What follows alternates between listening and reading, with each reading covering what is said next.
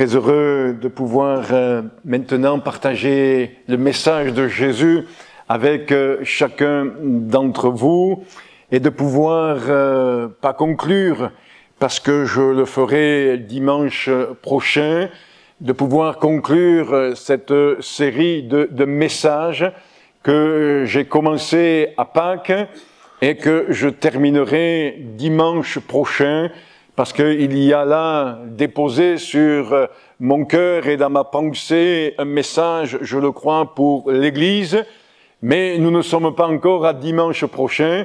Alors on va profiter d'aujourd'hui, on va profiter de cette matinée, et on ne veut pas être de ceux et de celles qui toujours pensent à demain et à demain, alors que demain ne nous appartient pas, mais nous voulons vivre avec le Seigneur Jésus les moments et les temps qu'il veut nous accorder. Alléluia. Alors oui, nous sommes le dimanche de Pentecôte, et l'église évangélique de Pentecôte de Ganges ne pense pas à Pentecôte que ce jour-là, mais je reste dans la continuité de ce que j'ai partagé avec l'église, et ce matin, je ne voudrais pas parler particulièrement de ce jour de Pentecôte, mais que nous puissions nous poser encore une fois, si c'est nécessaire, et je le crois que c'est nécessaire, quelle est la place du Saint-Esprit dans nos vies et dans celle de l'Église.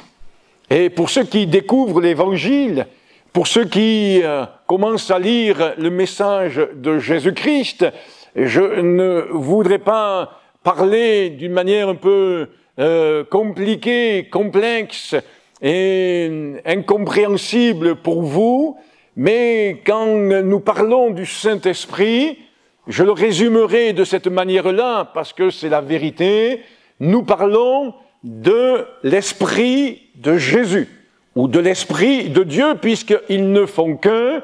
Nous parlons de l'Esprit Saint, en d'autres termes, mais sans vouloir minimiser l'œuvre de Jésus, nous parlons de la présence de Jésus. Elle peut être perceptible par les uns et par les autres de manière différente, mais Dieu est celui qui veut agir en nous par son esprit, et quand nous disons que nous invitons Jésus à venir dans notre cœur, dans notre vie, plus exactement, nous invitons la présence de Jésus à venir en nous. C'est comme si on ouvre un récipient et on laisse le souffle de Dieu, le vent de Dieu, puisque l'Esprit de Dieu est comparé aussi à un vent, on laisse le souffle de Dieu visiter non seulement nos poumons pour nous amener à bien respirer, mais tout notre être, tout notre cœur. Et nous disons souvent que oui, la présence de Jésus, c'est notre respiration, c'est ce qui nous amène à vivre, c'est ce qui nous amène à pouvoir bénéficier de tout ce qui se trouve auprès du Seigneur. Alors quand je préparais ces jours derniers ce message, je me suis aussi posé cette question, que dire qui n'a pas encore été dit? Que dire en ce qui concerne l'Esprit de Dieu, le Saint-Esprit? Mais je veux, et je le dis pour une dernière fois ce matin, être dans la continuité de ce que j'apporte à l'Église ici même depuis Pâques. Et ce qui s'est déposé dans mon cœur pour chacun d'entre nous, c'est de pouvoir considérer, et j'ai médité là-dessus, c'est sur l'insistance qu'il y a chez Jésus à vouloir que les disciples comprennent le besoin d'attendre l'effusion du Saint-Esprit, de la personne même du Saint-Esprit. Il y a une priorité.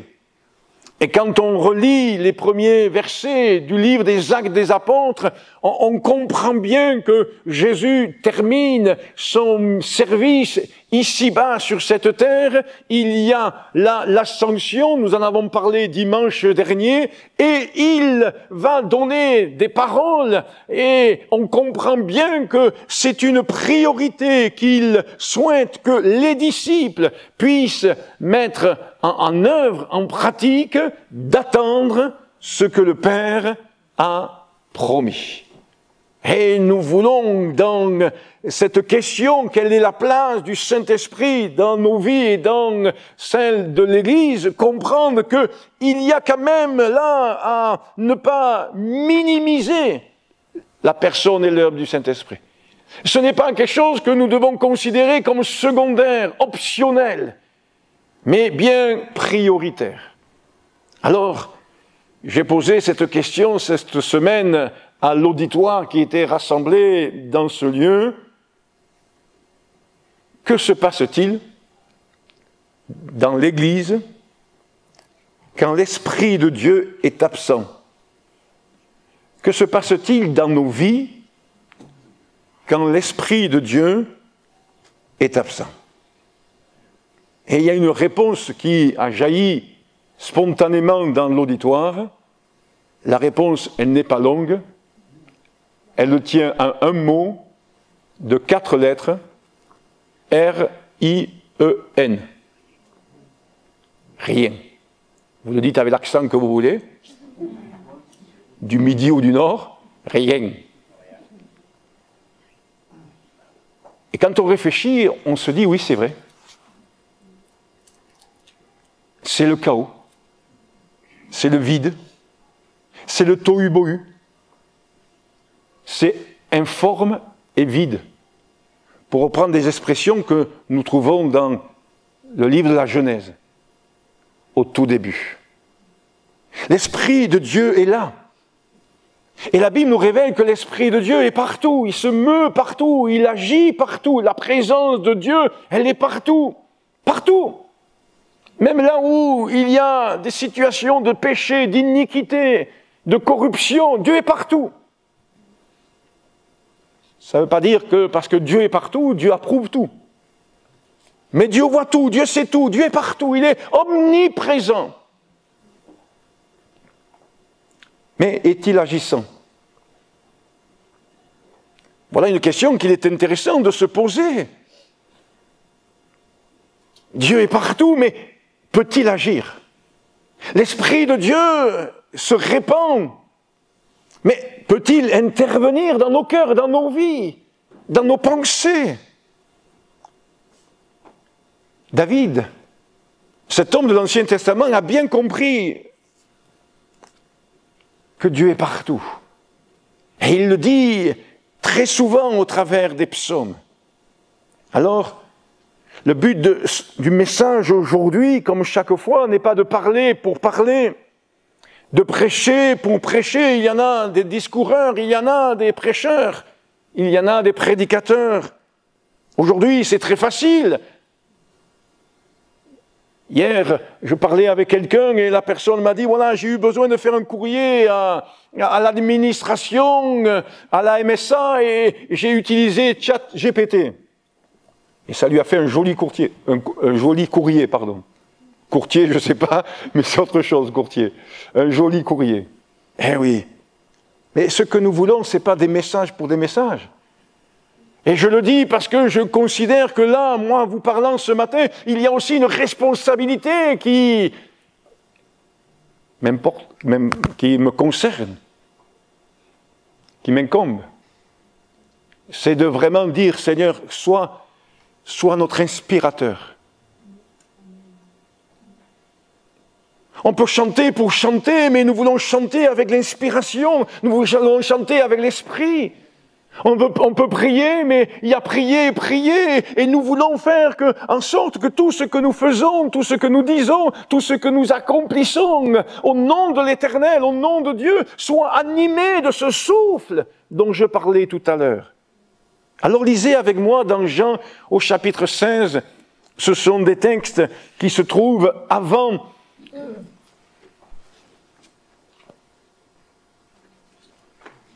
Pâques. Avant cette période dont je parlais il y a quelques instants, Jean chapitre 16, verset 5. C'est quand même le texte de référence concernant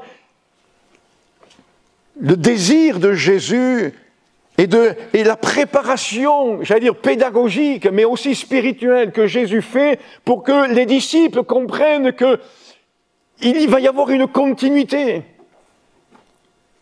Et cette continuité, elle est là accomplie par le Saint-Esprit. Jean chapitre 16, verset 5, « Maintenant je m'en vais vers celui qui m'a envoyé, et aucun de vous ne me demande où vas-tu, mais parce que je vous ai dit ces choses, la tristesse a rempli votre cœur. » Verset 7, « Cependant je vous dis la vérité, il vous est avantageux que je m'en aille. Car si je ne m'en vais pas, le Consolateur ne viendra pas vers vous, mais si je m'en vais, je vous l'enverrai. Et quand il sera venu, il convaincra le monde en ce qui concerne le péché, la justice et le jugement en ce qui concerne le péché, parce qu'il ne croit pas en moi. La justice parce que je vais au Père et que vous ne me verrez plus. Le jugement parce que le prince de ce monde, Satan, est jugé. La parole de vie, qui est une transcription autre que celle dont je viens de lire maintenant, dit ceci. « Pourtant, je vous dis la vérité.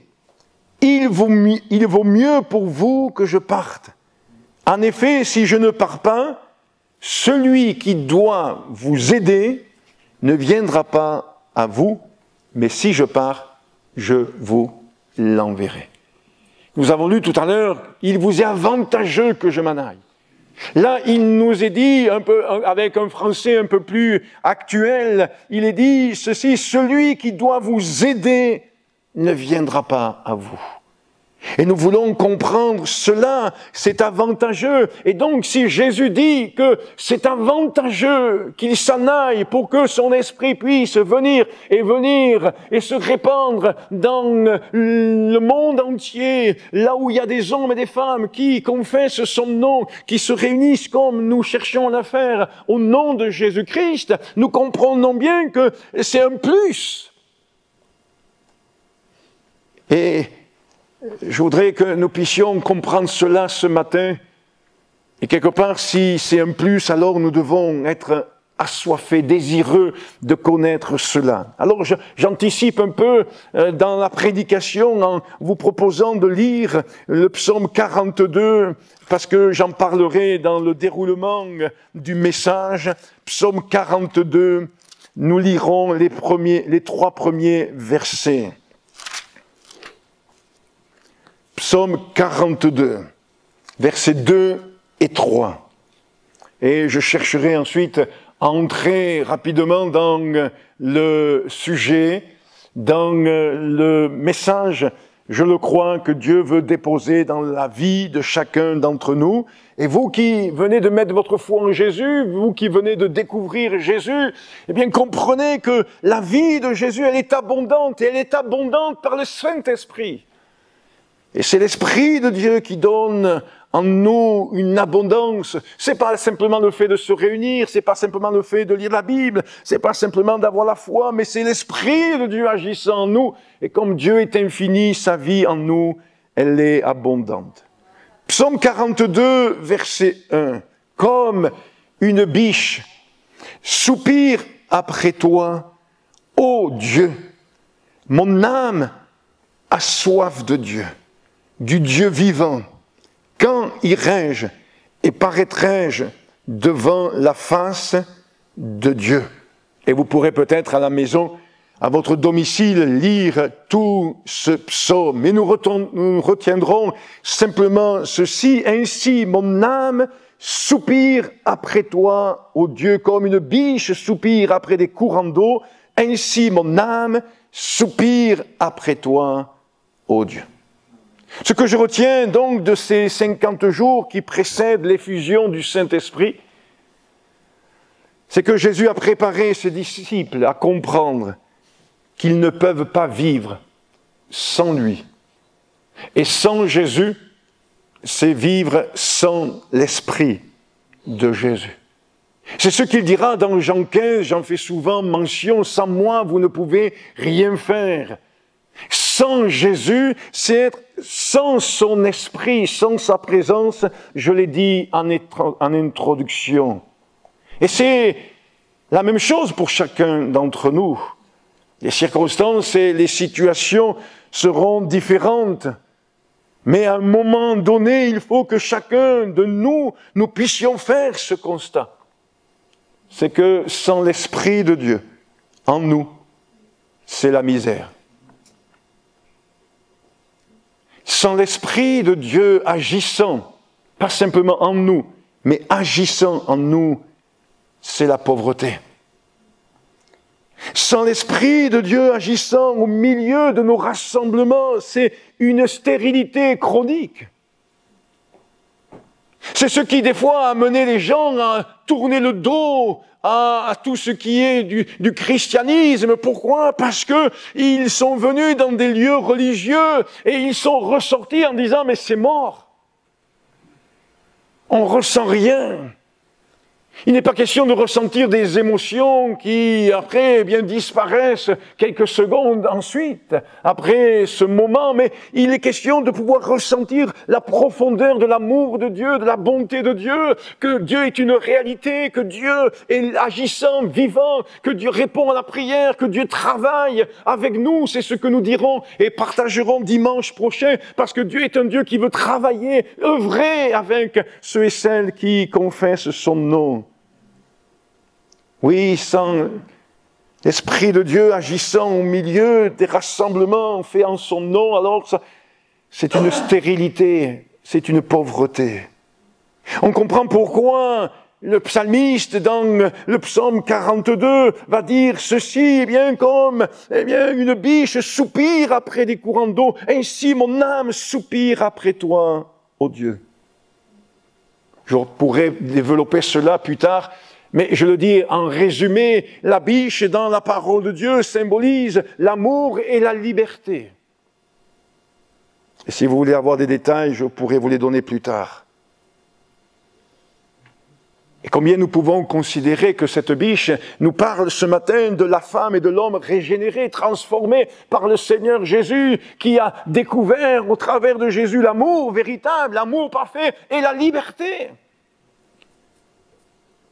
Et cette biche, elle ne peut pas supporter. En aucune manière, elle ne peut pas supporter la sécheresse. Car la Bible nous donne un détail. Elle se verrait obligée d'abandonner ses petits. Vous lirez pour cela Jérémie chapitre 14, verset 5. Et vous comprendrez le parallèle que je fais. Quelle souffrance, quelle douleur. Jérémie 14, verset 5. Pour cette biche de pouvoir abandonner ses petits, parce qu'elle n'a plus à boire. Et nous voulons comprendre que nous sommes nous aussi, comme le psalmiste, comme les fils de Corée dans le psaume 42, nous devons être animés de cette aspiration, de ce soupir constant. Et nous devons soupirer après l'eau vive qu'il y a en Christ. Et l'eau vive nous parle du Saint-Esprit, de ce fleuve d'eau vive qui coule, eh bien, du Seigneur. Et la parole de Dieu nous encourage à cela. C'est pourquoi je disais, pour Jésus, c'est une priorité, parce que quand on lit le livre des Actes des Apôtres, au chapitre 1, on voit à 2 reprises que c'est un ordre qu'il donne. Et je n'ai pas voulu relire à nouveau ces premiers versets de ce livre du Nouveau Testament, mais il nous est dit dans Acte 1, verset 2, Acte 1, verset 2, après avoir donné des ordres par le Saint-Esprit. C'est ce que Jésus dit.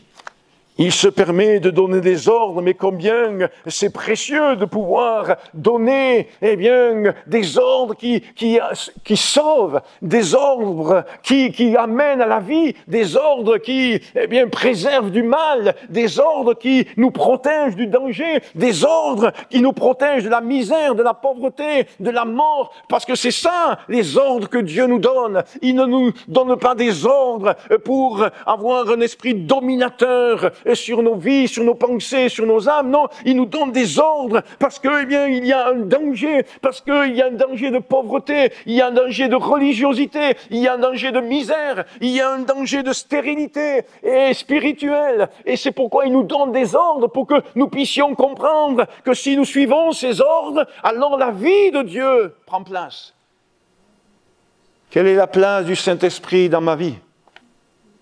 Quelle est la place du Saint-Esprit dans l'Église? Quelle est la place qu'on lui donne?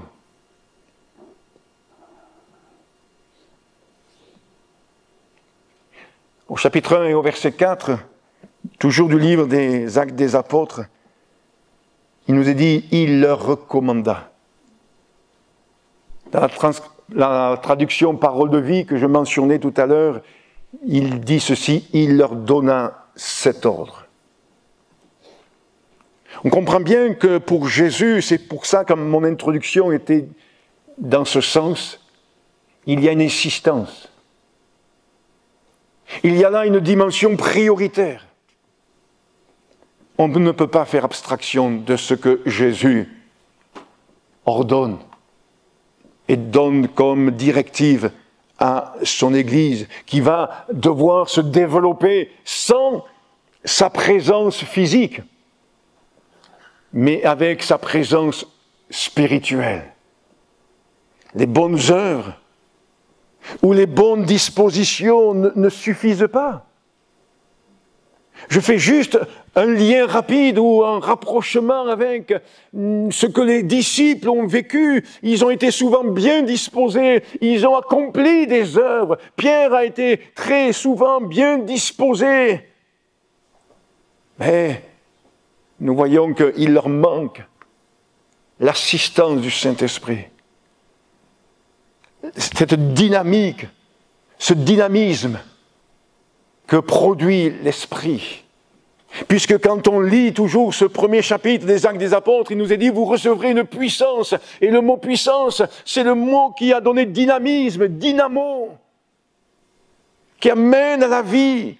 J'ose pas employer ce mot souvent, mais je l'emploie d'une manière un peu volontaire ce matin. C'est la puissance qui amène l'énergie. On ne recherche pas une énergie, une aura, non, non, non, non.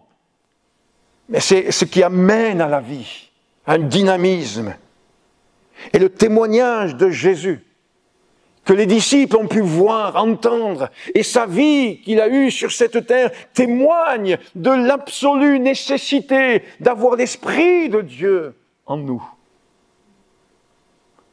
Si Jésus a eu besoin d'être rempli du Saint-Esprit, si Jésus a eu besoin d'être conduit par l'Esprit, si Jésus a eu besoin d'être revêtu de l'Esprit, lui l'envoyé de Dieu, le Fils unique de Dieu, alors je pense que ça doit nous amener à nous mettre à genoux et à dire, Seigneur, oui, je veux comme cette biche qui soupire après des eaux. Je veux, Seigneur Jésus-Christ, boire à cette source et être désaltéré. Il suffit de lire ce que les premiers chrétiens ont dit au fil du 1er siècle, et je cite 2 références, toujours dans le livre des Actes des Apôtres, au chapitre 2 et au verset 22, Jésus de Nazareth, chapitre 2, verset 22. Jésus de Nazareth, cet homme à qui Dieu a rendu témoignage devant vous par les miracles, les prodiges et les signes qu'il a opérés par lui au milieu de vous, comme vous le savez vous-même. Une autre traduction dit « Dieu vous a montré qui était Jésus de Nazareth ». Et dans les 2 versets que je cite, pour l'instant, celui-là et celui d'après, j'ai relevé pour chacun d'entre nous qu'il est dit ceci, que Luc, l'auteur de l'épître, enfin de ce livre, va dire Jésus de Nazareth. Pour montrer que Jésus était fils de l'homme. Parce que c'est ça le miracle de Jésus, il était homme comme vous et moi, mais il était Dieu aussi, pleinement Dieu. Et parce qu'il était animé de l'Esprit de Dieu. Et donc ces deux versets soulignent que c'est Jésus de Nazareth. Celui que vous avez vu grandir auprès du charpentier, celui que vous avez vu grandir, et celui que vous avez vu après prêcher, annoncer le royaume de Dieu. Cet homme à qui Dieu a rendu témoignage devant vous, par les miracles, les prodiges, les signes, parce que Dieu a travaillé au travers de Jésus, travaillé avec Jésus. Et il y a un autre verset plus flagrant, il est au chapitre 10 et au verset 38. Chapitre 10, verset 38. Vous savez. Et dans ces deux versets, il y a cette dimension du savoir, de comprendre, de saisir, de percevoir. Vous savez comment Dieu a oint du Saint-Esprit et de force Jésus de Nazareth, qui allait de lieu en lieu, faisant du bien et guérissant tous ceux qui étaient sous l'empire du diable, et il est rajouté, car Dieu était avec lui. Quelle grâce, quelle bénédiction, quand Dieu est avec nous. Et c'est ce que nous voulons. Nous voulons favoriser le fait que Dieu soit avec nous. Et pour cela, il est nécessaire de permettre à l'Esprit de Dieu de nous oindre, de nous couvrir, de nous remplir, de nous imbiber de la nature, mais aussi de la force de notre Seigneur et de notre Dieu. Alors, je me suis permis de prendre le temps, et vous pourrez le faire chez vous, parce que je ne vais pas le développer. Je me suis permis de prendre le temps de faire une liste. Quand l'esprit n'est pas agissant. Tout à l'heure, je l'ai dit d'une autre manière, j'ai dit il ne se passe rien. Mais quand l'esprit n'est pas agissant, c'est compliqué. Excusez-moi, on rame.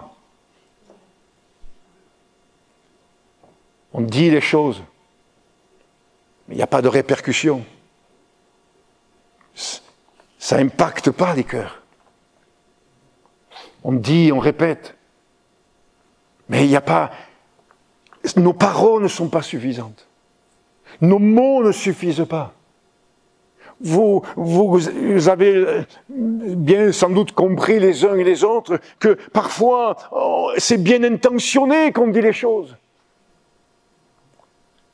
Mais nos paroles n'ont pas d'autorité s'il n'y a pas l'Esprit de Dieu. Nos paroles ne pénètrent pas dans les profondeurs de l'âme, du cœur, s'il n'y a pas l'Esprit de Dieu. Pendant des années, j'allais dire des décennies, non, pardon. Pendant des années, j'ai entendu des choses concernant le message de Jésus, concernant le besoin de ne pas vivre dans le péché, concernant la nécessité de se repentir, de vraiment abandonner une vie sans Dieu. Je l'ai entendu, j'allais dire, chaque semaine, même plusieurs fois par semaine. Par les uns, par les autres, par des membres de ma famille, par des gens extérieurs à la famille. Je l'ai entendu pendant des années. Mais ce mois d'août 1983, l'Esprit de Dieu m'a saisi. Et les mêmes paroles que j'avais entendues pendant des mois et des années ont percuté mon cœur et m'ont amené à la repentance. Et m'a amené à dire, Seigneur, oui, je veux naître de nouveau, je veux changer de vie, je veux te suivre, je veux te mettre, dans ma vie à la première place, prendre toute la place. Et là, confondu, comme on l'a lu tout à l'heure dans Jean 16, par le Saint-Esprit, convaincu de péché, convaincu que j'étais un misérable et qu'il n'y avait que le sang de Jésus qui pouvait me laver, me justifier. Alors, saisi par le Saint-Esprit, j'ai été amené à adresser une prière à Dieu. Et ça n'a pas tardé. instantanément, Dieu m'a visité, m'a touché, m'a rempli de sa présence, de sa paix. J'ai été inondé de sa joie, libéré d'un poids, d'un fardeau, libéré de pensées qui me hantaient quelque part. Mais ce n'est pas les paroles d'un homme qui m'ont touché. C'est la puissance du Saint-Esprit. Alors, il y a différents textes dans la Bible qui me poussent à être en éveil. Permettez-moi de vous les mentionner ou les signaler. Il y a différents textes de la Bible qui nous poussent à rechercher l'œuvre du Saint-Esprit. Il y a différents textes de la parole de Dieu qui quelque part, m'amènent à me dire que je dois être animé d'un soupir permanent. Et je ne vais pas prêcher là-dessus parce que ça prendrait 1 heure. Mais je voudrais vous faire mention de cette vallée d'ossements desséchés dans Ézéchiel au chapitre 37. Ézéchiel 37. Quand nous lisons ce passage, et j'espère que vous le lisez plusieurs fois dans l'année, même si vous ne lisez pas souvent Ézéchiel, ou au moins que vous lisez Ézéchiel 1 fois dans l'année. Mais dans ce chapitre 37 d'Ézéchiel, bien sûr, ça parle dans un premier temps par rapport à Israël. Mais ça nous interpelle. Et comment je me dis, eh bien, moi aussi, je peux être là, desséché comme c'est ce qui se passe dans cette vallée. Et me retrouver là, eh bien, avec des eaux desséchées, eh bien, n'ayant plus de vie, n'ayant plus, eh bien, de vitalité, n'ayant plus de la possibilité de bouger, d'agir, d'œuvrer, n'étant plus en mouvement. Il y avait des pasteurs qui maintenant sont dans la gloire de Dieu, disaient au sujet des assemblées de Dieu, vous savez, vous êtes peut-être aujourd'hui un mouvement, mais faites attention de ne pas devenir un monument. Des monuments, on en a de partout dans notre pays de France, qui rappellent des événements. Mais nous ne voulons pas rappeler des événements du passé. Nous ne voulons pas être une église qui rappelle des événements du passé. En disant Dieu a agi, Dieu a fait, Dieu a œuvré. Mais nous voulons être une église qui peut dire encore aujourd'hui Dieu agit. Amen. Aujourd'hui encore, Dieu guérit, Dieu délivre, Dieu œuvre, Dieu travaille avec nous. La vision de la vallée des ossements desséchés ne peut que m'amener à dire, Seigneur, mais je veux ce souffle. Relisez cela à votre domicile et en tête-à-tête avec Dieu, en relisant ce texte, considérez les choses. Et examiner les choses concernant Dieu et vous concernant. Et puis il y a ce texte aussi de l'Apocalypse qui m'interpelle dans le chapitre 2, versets 4 et 5. Voici, je cite, Apocalypse chapitre 2, versets 4 et 5, et Dieu va parler à l'église d'Éphèse et va dire ceci, mais ce que j'ai contre toi, c'est que tu as abandonné ton premier amour. Alors souvent on s'arrête là. Il y a des prédications là-dessus. Mais je voudrais attirer votre attention sur ce qui se dit après. Souviens-toi donc d'où tu es tombé, repens-toi et pratique tes premières œuvres. Et c'est là où c'est un texte qui s'est gravé en moi depuis là je peux dire des décennies. Sinon je viendrai à toi et j'ôterai ton chandelier de sa place, à moins que tu ne te repentes. Moi, quand je lis ce texte, ça me fait froid au dos. Froid dans le dos, pardon. Vous vous rendez compte? Dieu qui dit à son Église, j'ôterai ton chandelier. Le chandelier représente la présence de Dieu, représente l'action de Dieu, l'œuvre de Dieu. Je ne peux pas développer tout cela. Mais il y a un lien à faire avec ce qu'il y avait dans le temple et ce qu'il y avait dans le tabernacle. Le chandelier se trouvait déjà dans le tabernacle, se trouvait déjà dans le temple. Et dans l'Ancien Testament, il en est souvent fait mention du chandelier. Et voici que Dieu dit, eh bien, je prendrai l'initiative d'ôter ton chandelier. Tu ne seras plus la lumière. Alors que Dieu nous dit en Jésus-Christ que nous sommes appelés à être la lumière du monde. Que Dieu confie à d'autres d'être la lumière. Gloire à Dieu. Mais en tous les cas, moi je veux, être celui qui honore Dieu, qui élève Dieu en étant la lumière du monde. Et que je ne sois pas simplement une église parce que sur le fronton de l'église, il y a marqué Église évangélique de Pentecôte, mais que je sois une église parce que Dieu est à l'œuvre dans nos rencontres. Et Dieu agit. Quelle est la place du Saint-Esprit dans ma vie et dans l'Église?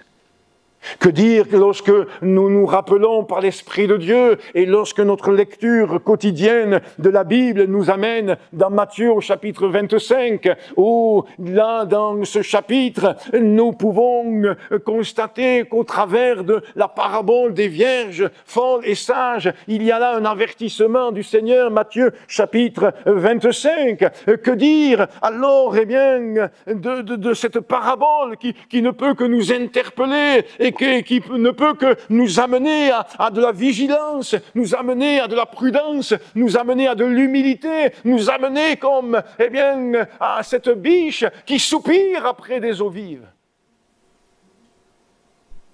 Que dire lorsque nous lisons Jean chapitre 6, verset 63, où il est dit « C'est l'esprit qui vivifie, la chair ne sert de rien ». Jean 6, 63. Car si ce n'est pas l'esprit qui agit, alors c'est la chair. Que dire alors quand on veut que Dieu agisse et qu'on le fait charnellement ou machinalement? Oui, machinalement. Comme ces hommes-là, les fils de Séva, pourtant ils étaient fils de sacrificateurs, ce n'étaient pas des fils de païens, d'ignorants. Non, c'était des fils de sacrificateurs. Ces fils de Séva, ils ont voulu eux aussi chasser des démons. Comme Jésus va donner ordre dans Marc 16, de prêcher la bonne nouvelle, de chasser les démons, de guérir les malades. Ils ont voulu faire pareil, ils ont voulu être les évangélistes du coin. Mais ils n'avaient pas l'Esprit de Dieu. Et vous lirez cela donc dans Actes au chapitre 19. Il nous est dit, ils essayèrent d'invoquer sur ceux qui avaient des esprits mauvais le nom du Seigneur Jésus. Et ce fut un échec, une désillusion. Et c'est bien parce que de ce mal, Dieu en a tiré un bien. Et ça a amené l'Église à comprendre que c'est sérieux. C'est sérieux de chasser les démons. Parce que c'est ce que Dieu nous demande de faire, mais c'est sérieux parce qu'on ne peut pas y aller comme ça, la fleur au fusil. Et cela peut-être nous amènera, et doit nous amener à la prière de l'Église. On peut avoir des formules, mais il n'y a pas de fruit. Ils ont essayé d'invoquer le nom de Jésus, mais la formule n'a pas d'effet. C'est la crainte de Dieu, la foi en Dieu et l'action du Saint-Esprit.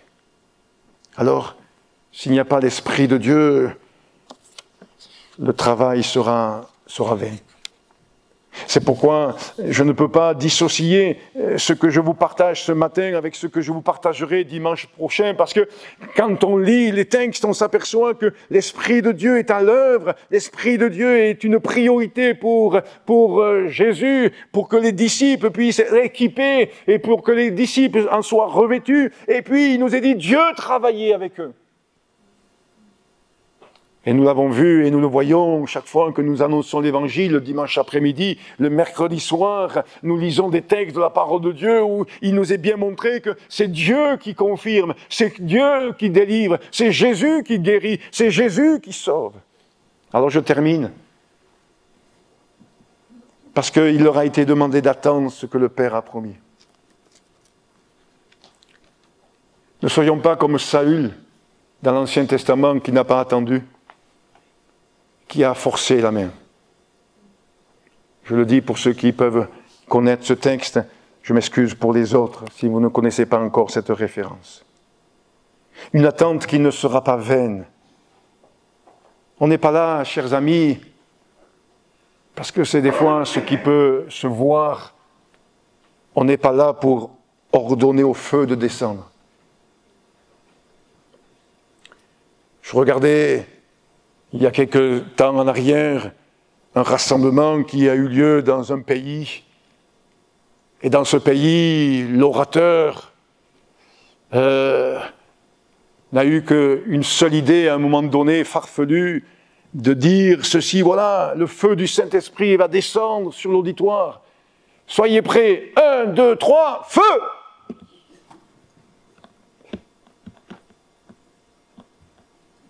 Mes amis, on n'ordonne pas au Saint-Esprit de descendre.